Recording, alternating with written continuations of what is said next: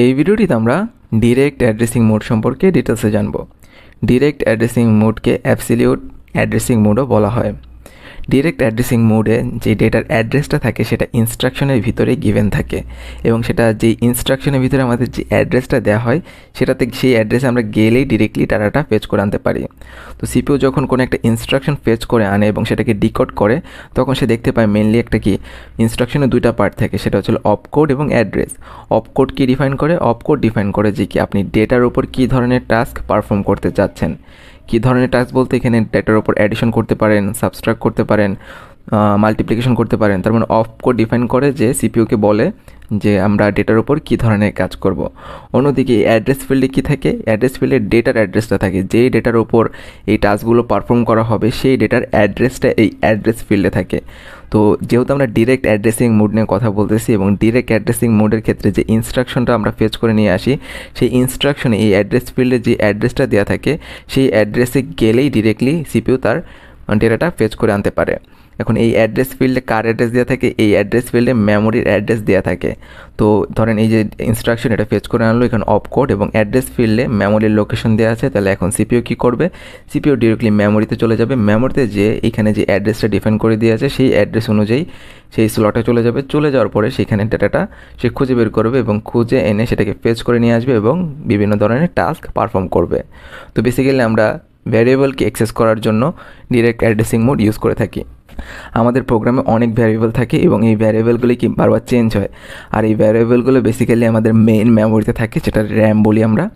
এই র্যামে ভ্যারিয়েবলগুলো থাকে এবং এই ভ্যারিয়েবলগুলোকে অ্যাক্সেস করার জন্য আমরা ডিরেক্ট অ্যাড্রেসিং মোড ইউজ করে থাকি।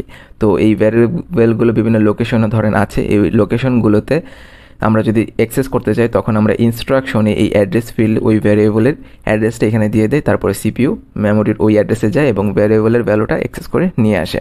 তাহলে এখানে এখন কোয়েশ্চেন আসে যে কি ইফেক্টিভ অ্যাড্রেসটা কী হবে ডিরেক্ট অ্যাড্রেসিং মোডের ক্ষেত্রে। ইফেক্টিভ অ্যাড্রেস সেটাই যেটা আমরা যেখানে গেলে আমরা ডিরেক্ট ডেটাটা পাই, অর্থাৎ আমরা ডেটাটা অ্যাকচুয়ালি কোথায় আছে সেটা লোকেশনটা আমাদেরকে কোথায় ডিফাইন করা আছে সেটাই হচ্ছিল আমাদের ইফেক্টিভ অ্যাড্রেস।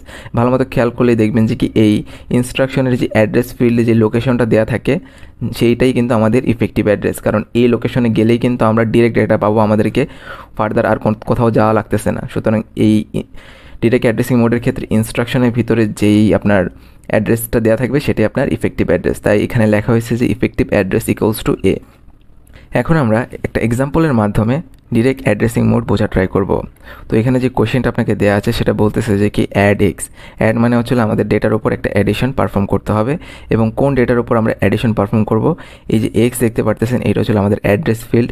এই অ্যাড্রেস ফিল্ডে যে ভ্যালুটা রয়েছে সেই ভ্যালুটা আমাদেরকে ফেচ করে আনতে হবে, অর্থাৎ মেইন মেমোরির একটা অ্যাড্রেস ফিল্ডের ভ্যালু হচ্ছিল এক্স। ওই এক্স অ্যাড্রেস ফিল্ডে গেলে আমরা একটা ডেটা পাবো, সেই ডেটাটা আমাদেরকে ফেচ করে আনতে হবে, অর্থাৎ সিপিইউকে ফেচ করে আনতে হবে। আনার পরে সেটাকে অ্যাকুমুলেটরে যে ভ্যালুটা রয়েছে সেটার সাথে অ্যাড করে দিতে হবে।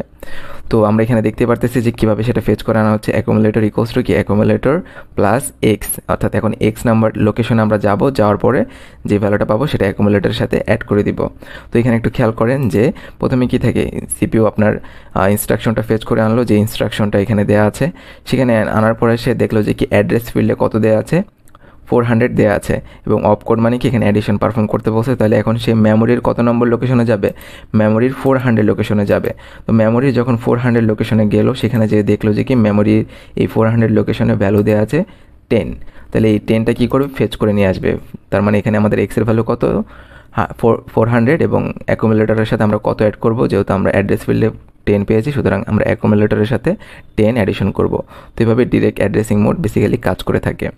তো এখন আমরা এটার অ্যাডভান্টেজ এবং ডিসঅ্যাডভান্টেজ জানবো এবং কিছু ম্যাথমেটিক্যাল টার্ম দেখবো যেগুলো আপনার এক্সামে হয়তো হেল্প করবে।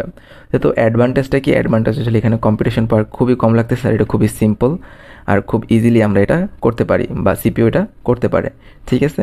কিন্তু ডিসঅ্যাডভান্টেজটা কি? অ্যাডভান্টেজটা বললাম যে খুবই সিম্পল এবং খুব কম্পিটিশন কম লাগে, বাট ডিসঅ্যাডভান্টেজটা হলো যে কোনো কারণে যদি আপনার ইনস্ট্রাকশন যে সাইজটা থাকে সেটা যদি ফিক্স হয় সেই ক্ষেত্রে আপনার ডিরেক্ট অ্যাড্রেসিং মোডে একটু প্রবলেম হতে পারে। সাপোজ এখানে মনে করেন যে আপনার ইনস্ট্রাকশন যেই ফিল্ডটা আছে সেটার সাইজ হলো 16 বিট, তো আপনার অপকোডের জন্য লাগলো 4 বিট, তাহলে অ্যাড্রেস ফিল্ডের জন্য কতটুকু বাঁচলো? 16 মাইনাস 4 ইকুয়ালস টু 12 বিট। তার মানে আপনার অ্যাড্রেস ফিল্ডে আপনি যে অ্যাড্রেসটা এখানে ডিফাইন করবেন সেটাতে মাত্র 12টা বিট দিয়ে আপনাকে রিপ্রেজেন্ট করতে হবে। আমি আবার বলছি, অ্যাড্রেস ফিল্ডের জন্য মাত্র 12টা বিট বরাদ্দ আছে। যদি আমরা 16 বিট ধরে রাখি আমাদের পুরো ইনস্ট্রাকশনের সাইজটা, তার মানে আপনি এখানে অ্যাড্রেস ফিল্ডে 12টার বেশি বিট ইউজ করতে পারবেন না। 12টা বিট দিয়েই আপনাকে অ্যাড্রেস ফিল্ডটা ডিফাইন করে দিতে হবে। তো 12টা বিট দিয়ে আমরা টোটাল কতগুলি অ্যাড্রেস ক্রিয়েট করতে পারি বা রিপ্রেজেন্ট করতে পারি? 4096। তার মানে আপনার মেমোরি সাইজটা কত হইতে হবে? সর্বোচ্চ 0 থেকে 4095। যেহেতু আমরা 0 থেকে শুরু করছি, তাইলে আমাদের কি হবে? 4095 অর 2 পাওয়ার 12 মাইনাস 1। আপনার মেমোরি সাইজটা তাহলে এটাই ডিফাইন করতেছে যে মেমোরি সাইজটা জাস্ট এতটুকু হইতে হবে, তাহলে কিন্তু আপনার ডিরেক্ট অ্যাড্রেসিং মোডটা কাজ করবে। কিন্তু কোনো কারণে যদি মেমোরি সাইজটা 4096 থেকে বেশি হয়ে যায় এবং ইনস্ট্রাকশন সাইজটা যদি ফিক্স হয়, এখানে কিন্তু দুইটা। ফার্স্ট অফ অল আপনার ইনস্ট্রাকশন সাইজটা ফিক্স হইতে হবে, সেটাকে আমরা অ্যাজিউম করে নিলাম 16।